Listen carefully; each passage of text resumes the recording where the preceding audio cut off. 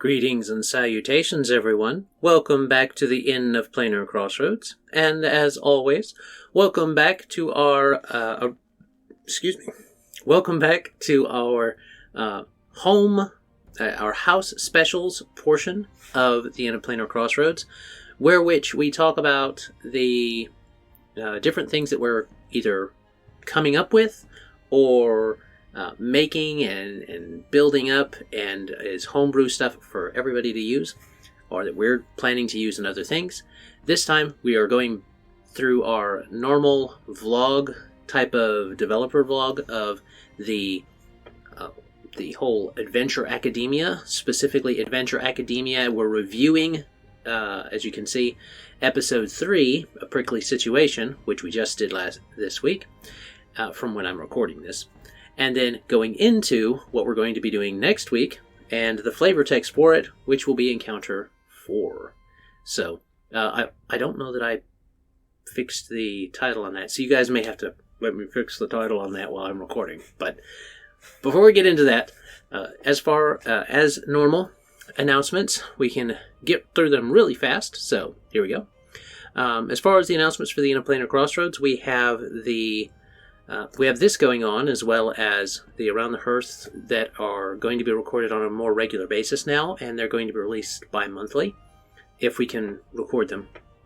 So, we'll have one later on, maybe the week this was recorded, but if not, the week after. We will have, we're working on getting the actual, the actual webpage for the Inn of Planar Crossroads, which is the IoPC.com, to look better and be more like what we're wanting to show on the channel and have it more presentable, as well as having a place where you can support from there. If you like what you see on the Inn of Planar Crossroads, you can support either through Patreon, Subscribestar, or hopefully direct through PayPal or something like that on the actual web page once we get that portion done. I hope to have that done. I'm going to try by the end of April, but we'll see. There's a lot on the plate, considering that this is we're still doing this with it, and it's just me that's doing this stuff. So anyway, that's the announcements. We got those done in like just a couple minutes or so. So let's go ahead and get into it for the Adventure Academia and talking about this portion of the development. So, as far as a review for last time, which is what we do first, episode 3, A Prickly Situation. We already read the flavor text last time. For reflections, oh boy, it was something. Let me get to that in a second. So episode 3, as far as the flavor text went, I think it went well. I think the kids were interested. We came off of a break when we came back from a break for this one. So it is one of those things where you come back from a break, people are trying to get back into it and stuff like that. So it can be a bit tricky sometimes. But nothing as far as the kids getting too out of it was present. I think they wanted to get back into it and see where the story went. So, A Prickly Situation, and I think they enjoyed the poem for, conjuring, for directing the flow and enticing the magics out. I don't know that they are thinking about all the implications of what that means for Maximilian, but perhaps they are, and perhaps they will be able to latch onto that or build that up in their head as far as part of the story. So that was received well as far as flavor text. As far as the encounter, yeah. So it went about the same for both groups because it was a single target. And to refresh everybody's memory, the Thorn Goblin had risen up from within the pile, and I told the divergence that the kids experienced, they were like, wait, he didn't rise up out of the pile or anything like that with us. It's like, I know, but I'm having to combine it with both of what you guys are doing, so there's going to be a little difference there. But as far as the story goes, he rose up out of the out of the sleeping pile. So he was in the same position about where, on the board anyway, from when they left off and when the younger group left off. So the older group and the younger group, having to combine those two things, that turned out okay. That turned out all right. I don't know that that it will for every situation, because we're coming into some different situations that I'm going to have to kind of set up just right for them to not diverge too heavily. So, anyway, the group got over that pretty quick. The thing that threw it off the most was a mistake on... It was kind of on my end, and it was kind of on the material I'm using end. So, to clarify what I mean, the Thorn Goblin, I had stats, and I'd been using those stats from a specific publication that was not directly from Open Legend. It was from a third party, and they had put it together at the very start of Open Legend, or right there near it, as a assistance for other gamers that were using Open Legend, and it was like a little bestiary, or bestiary, however you want to pronounce that. It's spelled bestiary, so that's how I pronounce it. But that's beside the point. Let me show you what I'm talking about. So, it is this right here. This particular publication, I'll try to put a link to it down below. It is pretty good. I'm not saying that it's bad, but there was a typo. And this typo, whoo boy, did it affect the game. So, first off, the Hobgoblin here, he has a certain amount of defenses, and I'll get to those in a minute. Both groups had trouble hitting this guy, and for good reason, because his guard was way too high. I had confused numbers in my head, and I thought it was 26. That's still really high.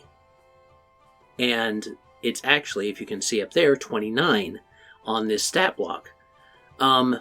It's supposed to be 19, not 29.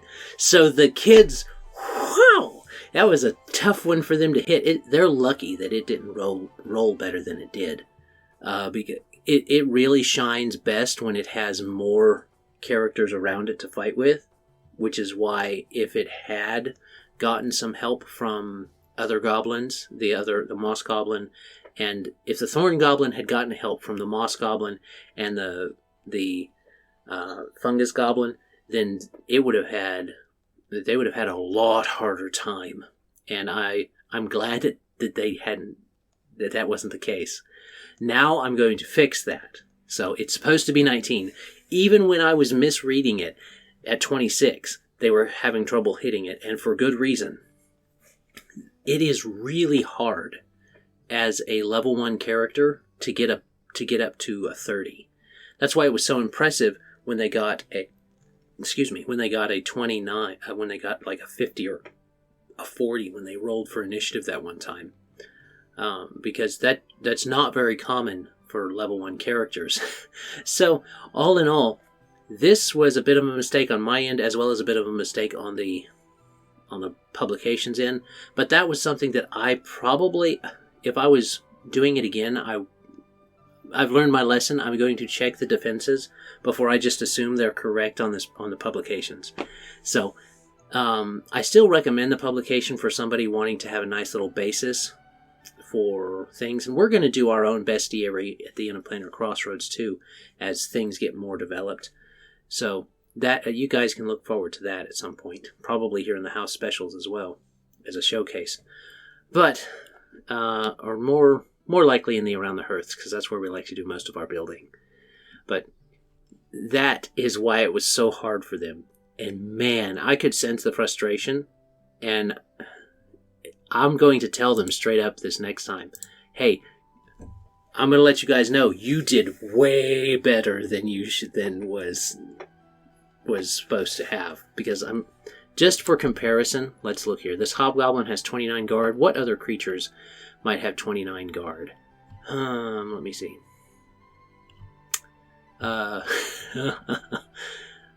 That one doesn't even have its garden stuff calculated, unfortunately. 18s. Let's move up. I'll fade back in when I find one. Holy cows, guys. They were fighting something that had better guard than an ancient dragon. That was a lot. An adult dragon, its highest stat is its highest defense is a toughness of 26. That's what I had them shooting for, because I was like, that's weird. They were fighting something as strong as an adult dragon. Whew! Okay, so I guess they were doing really good for what they were fighting.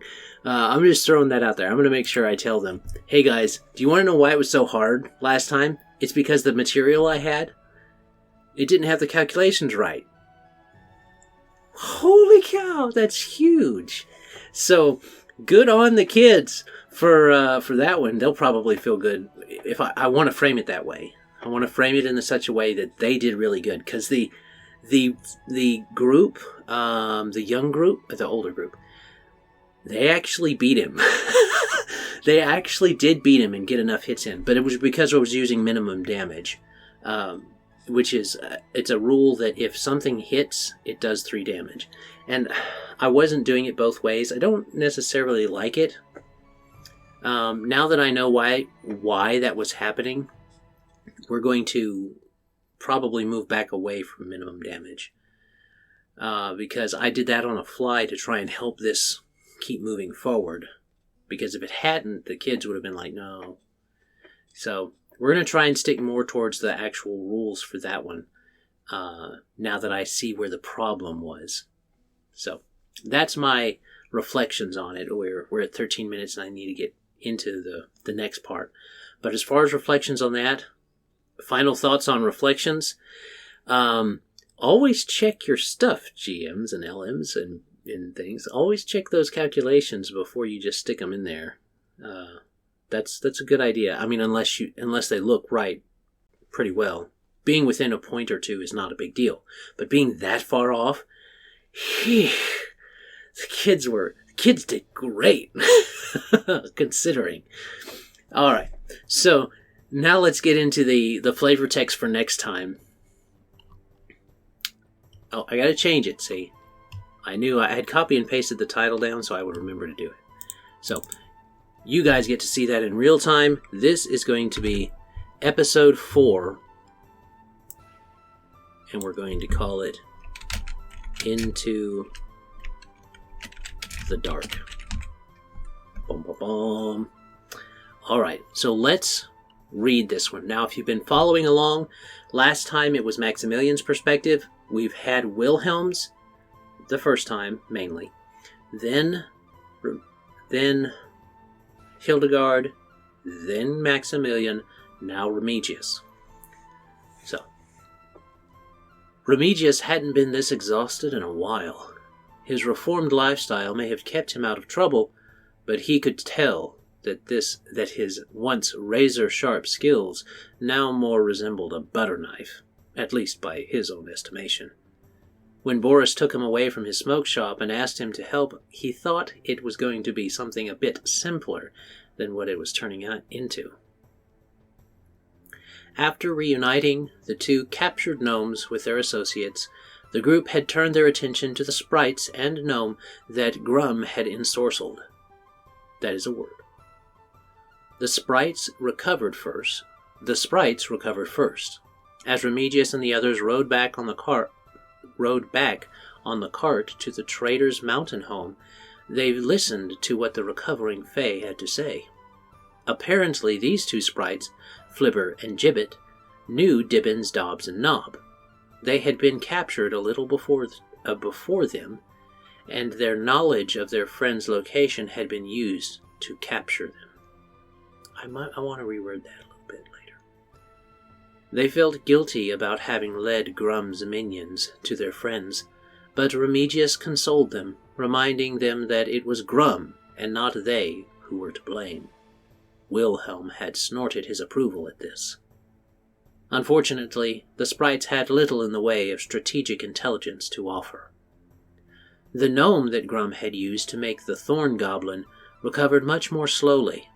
Remigius had learned from Wilhelm that this probably meant he had been trapped in that form for a good while, and would likely wake up very weak and disoriented. This proved to be true.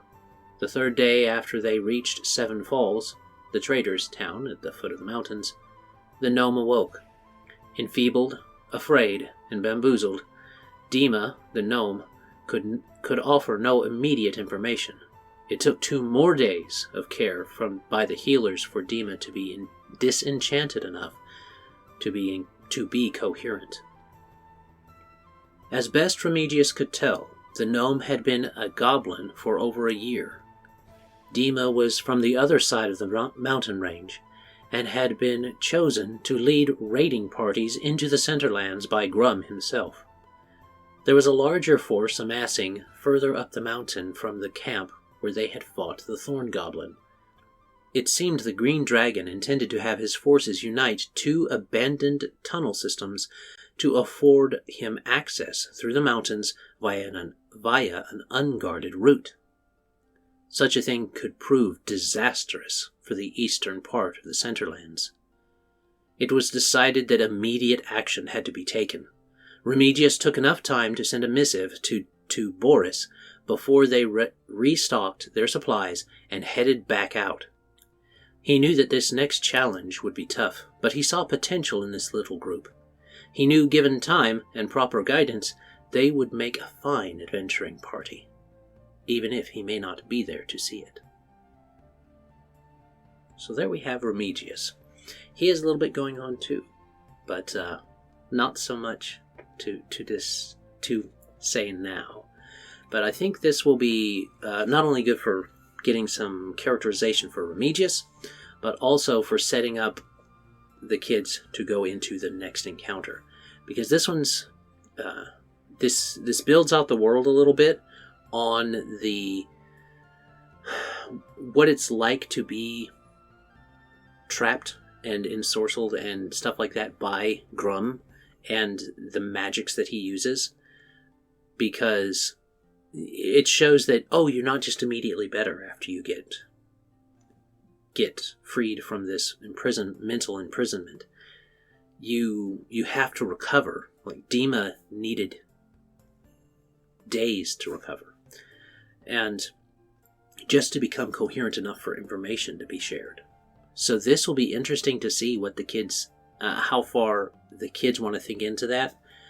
But I have ideas just how troublesome and detrimental and perhaps very bad and terminal it can be to become a goblin for Grum for too long. So hopefully they don't have to meet anybody right now that has been involved that deeply. So we will see if they ever get to that point. Anyway, so encounter for this one. The encounter for this one is after, or the flavor text for the encounter that's going to be with episode 4, Into the Dark. After returning to the goblin campsite, the group began trying to trace their way up the mountain.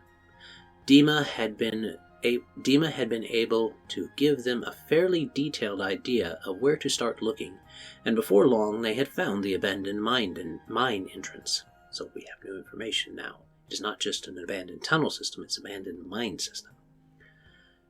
It was about midday, and there were 2 moss goblin guards sunning themselves at the mouth of the cave.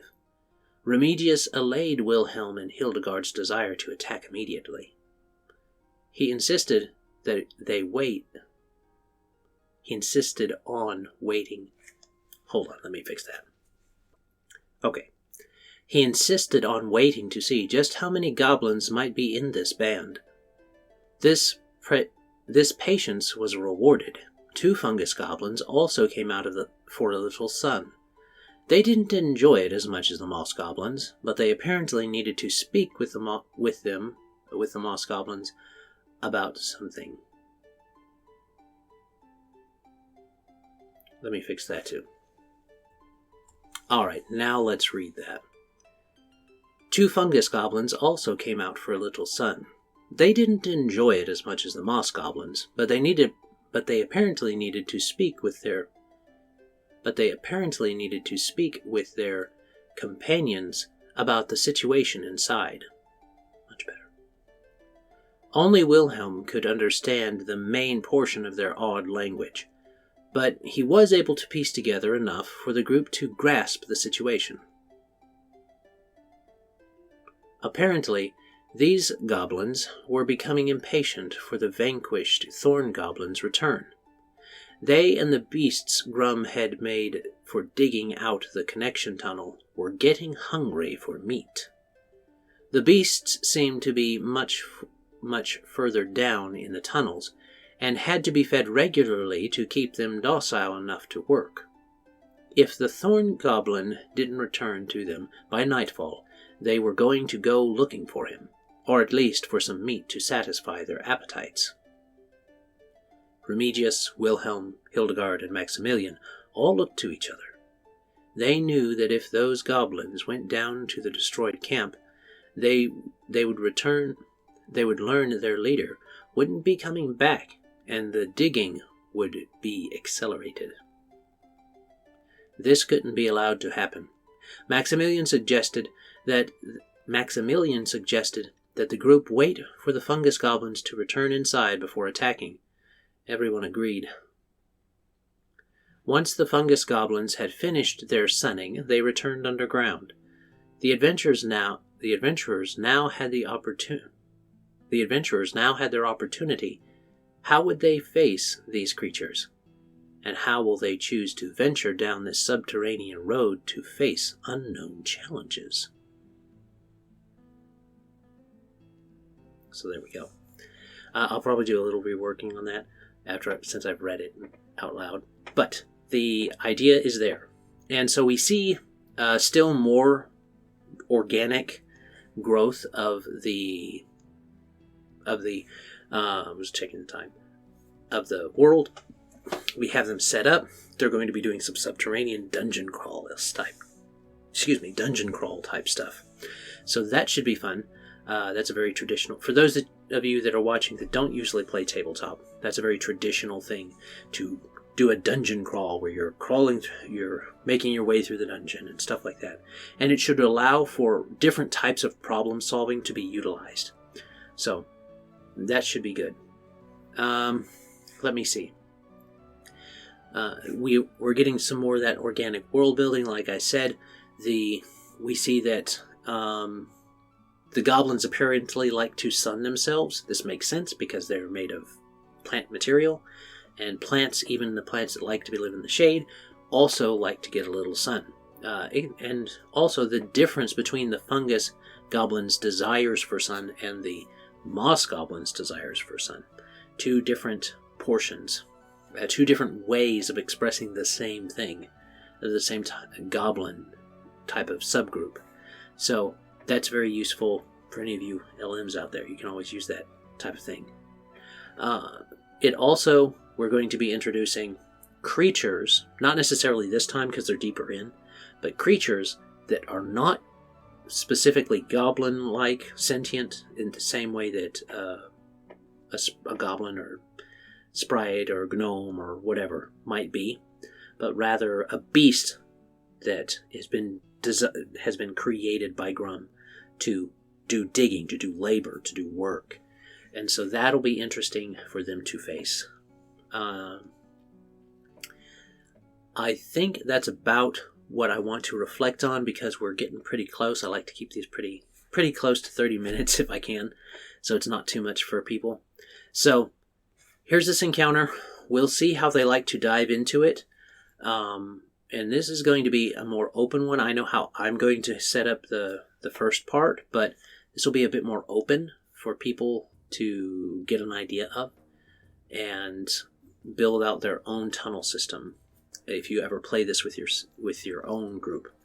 I may do, like in the next one, I may do a bit more reflecting on how I set up in the encounter portion. Last time I didn't because it was pretty straightforward. It was one foe they were facing, and it was already found out to be in the same area. But I intend to have things like traps and, those booby trap things and different stuff like that the group can see and find and diffuse and be on the watch for. And it'll cultivate in their mind and in themselves a more strategic mindset. So that'll be good. I think that's everything. So, as always, have a great day.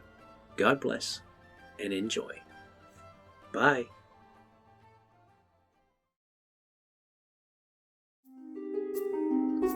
This content was made possible by travelers and viewers like you. Thank you.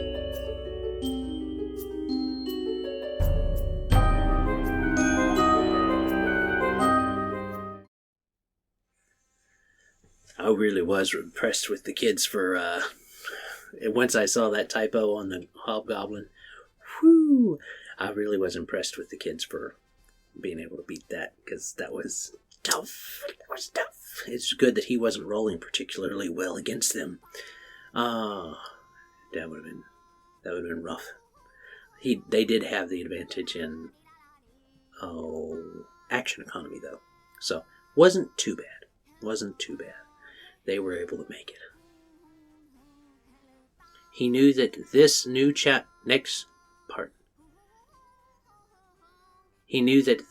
challenge would be tough, but he saw potential in his little group. Blech.